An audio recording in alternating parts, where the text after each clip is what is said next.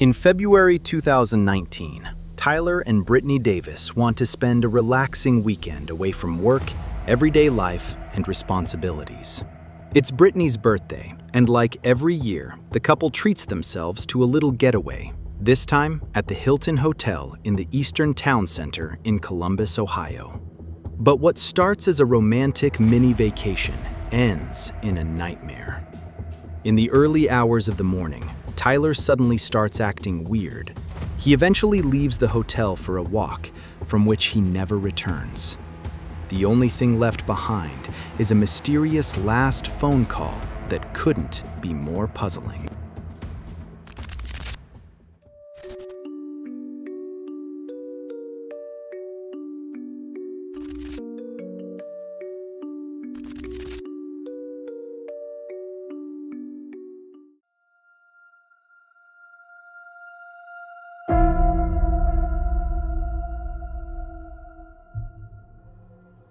Tyler James Davis was born on June 30th, 1989, in Ohio. He grew up in a suburb of Cincinnati and lived with his parents, Rhonda and Kevin Davis. Little is known about his childhood, but there are no indications of any issues or family problems. After graduating from high school, Tyler attended college, which he completed with ease. He wanted to become financially independent quickly and worked hard on his professional future. In 2013, at the age of 23, Tyler met Brittany at a fast food restaurant. The two became friends and soon after became a couple. Their happiness was complete when they had their son Aaron in 2017 and got married shortly thereafter. In 2019, they lived in a suburb of Cincinnati. Money was tight, partly due to the ongoing mortgage on their home, but both worked hard to make ends meet. Tyler works as a manager at Wendy's and often takes night shifts to earn extra bonuses. Brittany works as a waitress and mainly takes care of their son. Despite the financial strain, the two take 3 fixed breaks each year, on their birthdays and on their wedding anniversary. For these special days, they treat themselves to short trips or hotel stays. Saturday, February 23rd, 2019, is Brittany's birthday. Although Tyler worked the night before, the couple will take their son to Tyler's parents' house tomorrow, where he will stay overnight. At around 1:30 p.m., Brittany and Tyler will drive to Columbus, about 3 hours away, and check into the Hilton Hotel at Easton Town Center. The Easton complex is a sprawling shopping and leisure center with restaurants, bars, shops, and residential complexes. Directly behind it is a large wooded area that separates the complex from Highway 270. There are also 2 small rivers in the area. At around 7 p.m., Tyler and Brittany get ready in their hotel room. They have invited their old friend Sean Hughes, who lives in Columbus and whom Tyler knows from college. The 3 of them explore the Easton area, and at around 8:30 p.m., they take a taxi to downtown Columbus. They first visit Bar Louie and have a drink there. Around 10:15 p.m., they move on to Bar Adobe Gilas. According to his wife, Tyler has a total of 5 drinks that evening. Originally, they planned to return to the hotel around midnight to have breakfast and a spa appointment the next morning. But the plan changes when they pass the strip club, the Dollhouse. None of them have ever been to a strip club before, so they spontaneously decide to check it out. Inside, the 3 split up when Sean meets an acquaintance. Tyler orders 2 whiskey on the rocks, and Brittany drinks a cocktail.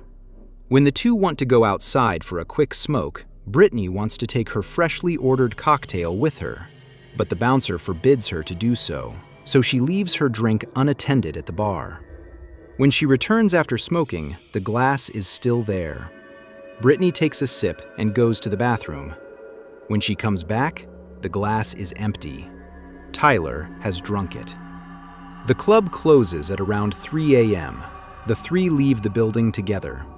Since their cell phones are almost dead, Sean calls a taxi. During the ride back, Tyler falls asleep in the back seat. At 3:23 a.m., they arrive at the Hilton Hotel. Tyler is still asleep. It takes Brittany and Sean a few minutes to wake him up. Finally, they succeed, and Tyler wakes up again on the way to the entrance. But suddenly, his behavior begins to change. He claims that they are at the wrong hotel and that this is not where they checked in. Brittany tries to calm him down. She shows him the room card and reminds him of the check-in, but Tyler insists that he is not in the right place. Without warning, he turns around and walks away.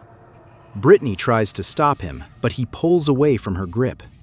Sean says that Tyler probably just needs some fresh air and offers to follow him. He suggests that Brittany go to the room and leave her cell phone on. She agrees and goes to the room while Sean follows Tyler.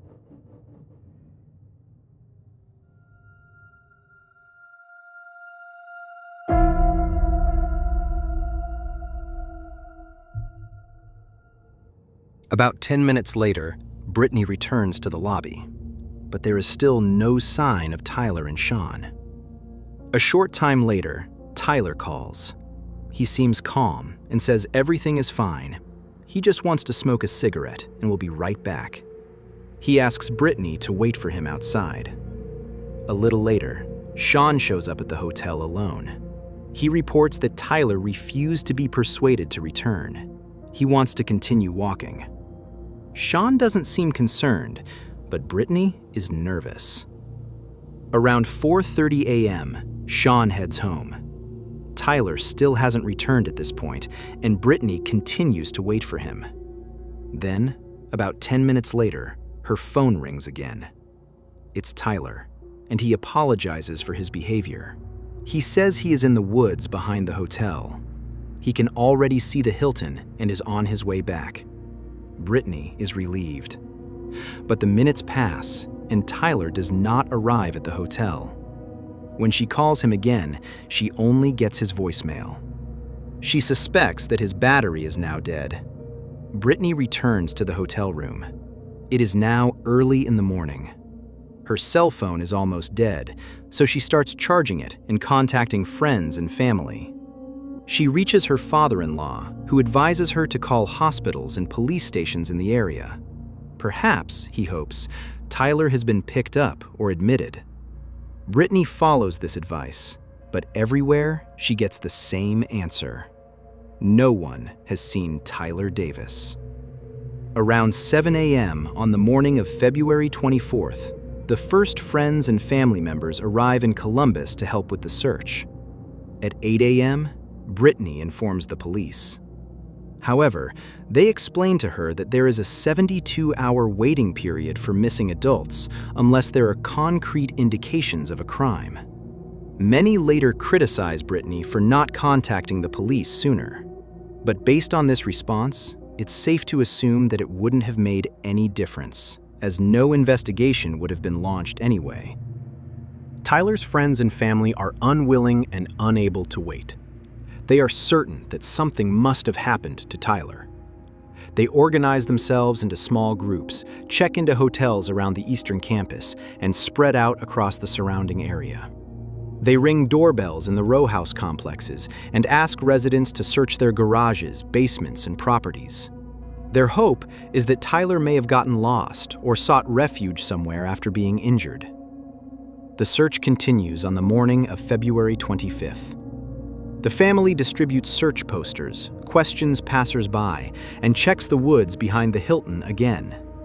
The hotel supports the family by providing all surveillance videos and helping to search areas that are difficult to access.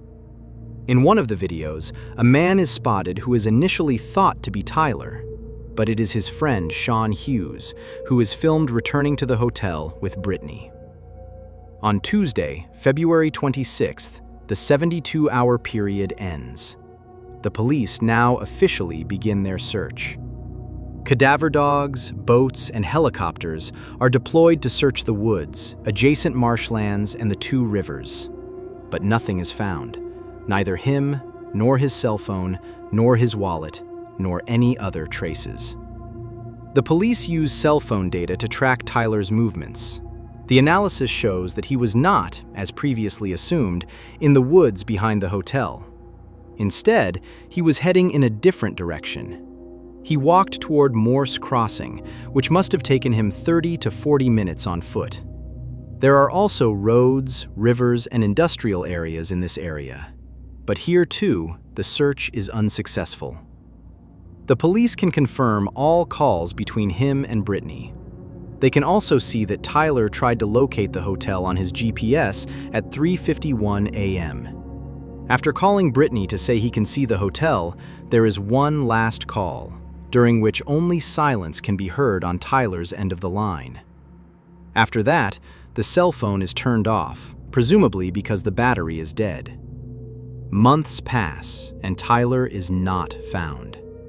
All investigations come to nothing, and no new clues emerge.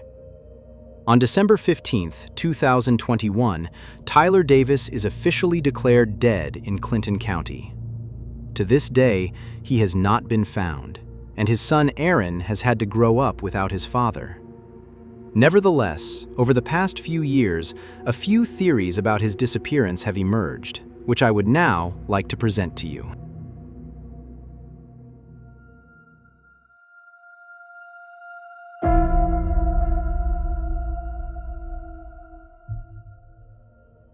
The theory of a voluntary disappearance persists in some internet forums, but is considered the least likely.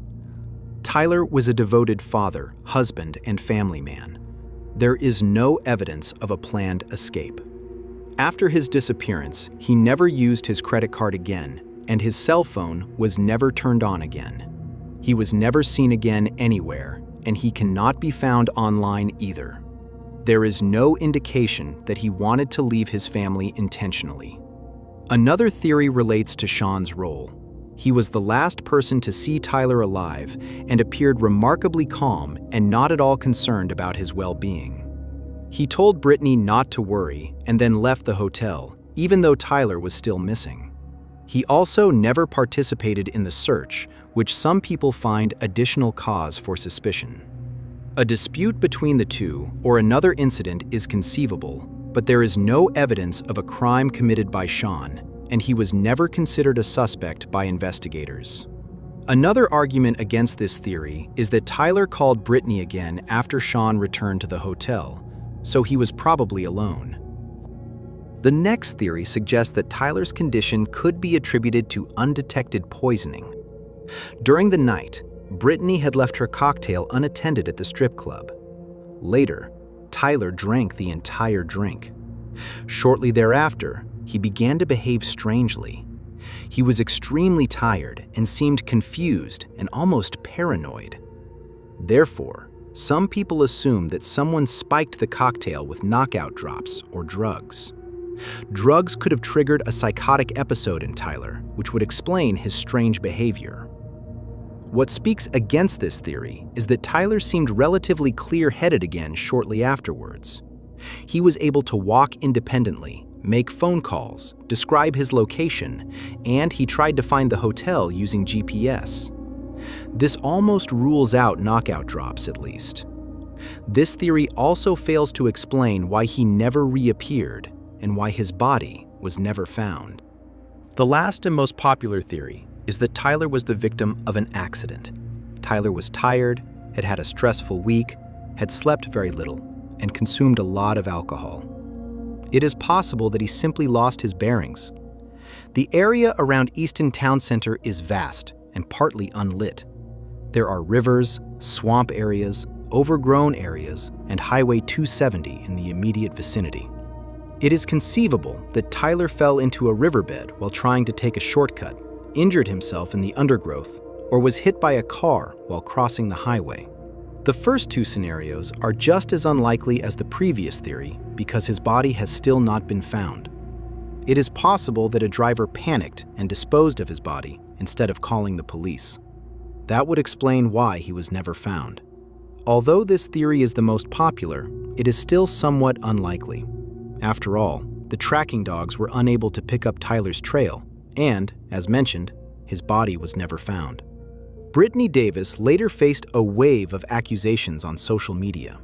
She was publicly insulted, her address and phone number were published, and there was speculation that she had something to do with Tyler's disappearance.